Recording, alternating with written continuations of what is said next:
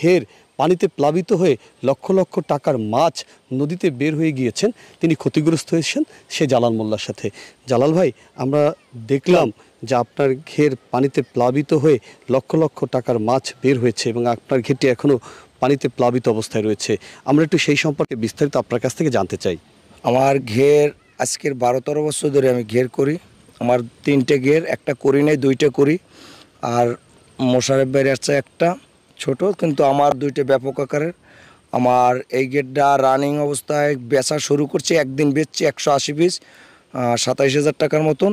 তো এটা আনুমানিক আমার 8 থেকে 8.5 লাখ 9 লাখ টাকা বিক্রি হইবে। আর পাশে যেটা ওইটা আছে আমার 1,79,000 টাকা খরচা হয়েছে, ওটা নতুন কেবিল রানিং, 1,79,000 টাকা খরচা হয়েছে। কিন্তু আমি প্রচণ্ড চেষ্টা করছি, আমার 2 জন লোক আছে, আরও অন্তত 20 জন লোক দিয়া প্রচণ্ড চেষ্টা করছে। রাস্তার উপরে 3 থেকে 4 ফুট পানি হয়েছে, কিন্তু পানি এমন পরিস্থিতি স্রোতের কারণে কোনো লোক বেরতে পারে নাই। তবে আমি খুবই একটা মানসিক পর্যায়ে অসুস্থ ছিলাম, যে আমার গেট যখন ডুবে গেছে তখন আমার ভাষায় কিছু ছিল না। তখন আমার আমার দোকানটাও, একটা দোকান সেটা ভেঙে গেছে, আর একটা দোকানে টোটালে মালামাল নামে গেছে স্রোতে, যা ছিল ডিজেল মিজেল যা ছিল সব নামে গেছে। কিন্তু নিজে একটু ভেঙে গেছি, এই জন্য বাদ ভাই আর ঘেরের দিকে আমার উল্লেখ করবো এমন কোনো পরিস্থিতি আমার ছিল না। তারপর লোকজনে যেটুক পারছে নেট চেট জাগাইছে, কিন্তু পরিমাণে মাছ নদীতে নেমে গেছে।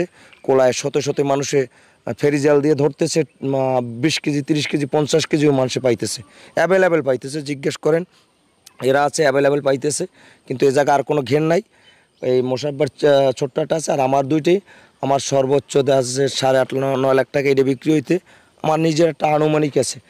আর আমি দেখা যাচ্ছে ব্যাংক থেকে 5 লাখ টাকা এনে আমি নিজে ভাঙছিলাম, এরা আমি পরিশোধ করতে পারি না। 2টা আমি কিস্তি দিয়েওছি এই জায়গায়।